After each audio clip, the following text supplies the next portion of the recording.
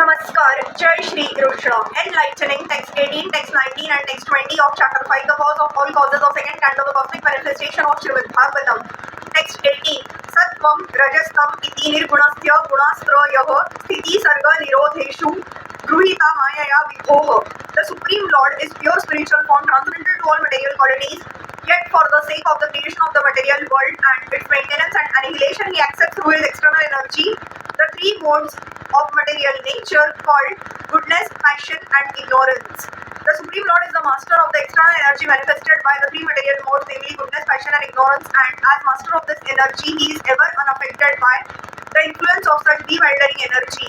The living entities, the jivas, however, are affected by or susceptible to being influenced by such modes of material nature. That is the difference between the Lord and the living entities. The living entities are subjected by those qualities, although originally the living entities are qualitatively one with the Lord. In other words, the material modes of nature, being products of the energy of the Lord, are certainly connected with the Lord, but the connection is just like that between the master and the servants. The Supreme Lord is the controller of the material energy, whereas the living entities who are entangled in the material world are neither masters nor controllers. Rather, they become subordinate to or controlled by such energy. Actually, the Lord is eternally manifested by his internal potency of spiritual energy, just like the sun and its rays in the clear sky, but at times he creates the material energy as the sun creates a cloud in the clear sky.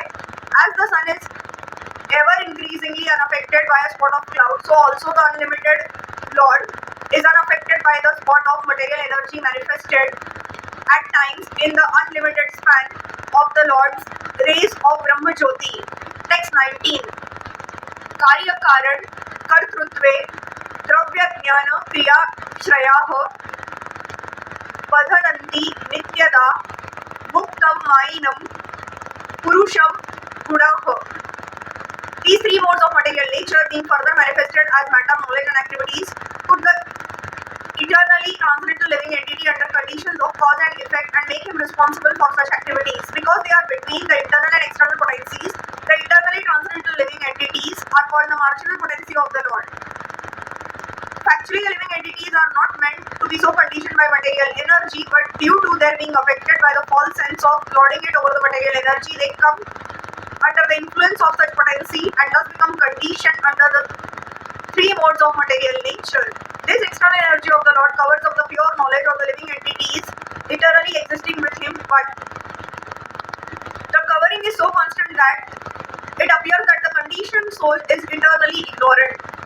Such is the wonderful action of Maya or external energy manifested as if materially produced.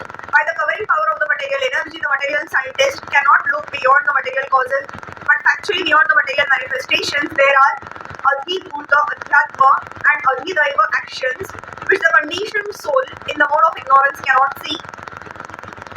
The Adhibhuta manifestation entails repetitions of births and deaths with old age and diseases. The Adhyatma manifestation conditions the spirit soul, and the Adhidaiva manifestation is the controlling system.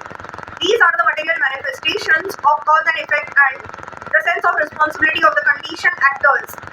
They are, after all, manifestations of the conditioned state, and the human being's freedom from such a conditioned state is the highest perfectional attainment.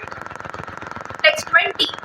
Sa esha bhagwan lingais tribhire taira bhokshajah swalakshita gatir brahman sarvesham mama cheshwarah. O Brahman Narad, the superseer, the transcendental Lord, is beyond the perception of the material senses of the living entities because of the given mentioned three modes of nature. But he is the controller of everyone, including me. In the Bhagavad Gita 7.24-25, the Lord has declared very clearly that the impersonalist who gives more importance to the transcendental rays of the Lord as Brahma Jyoti and who concludes that the absolute truth is ultimately impersonal and only manifests a form at a time of necessity is less intelligent than the personalist, however much the impersonalist may be engaged in studying the Vedanta. The fact is that such impersonalists are covered by the given mentioned three modes of material nature, therefore they are unable to approach the transcendental personality of the Lord. The Lord is not approachable by everyone because he is skirted by his Yoga Maya potency. But one should not wrongly conclude that the Lord was formerly unmanifested and has now manifested himself in the human form.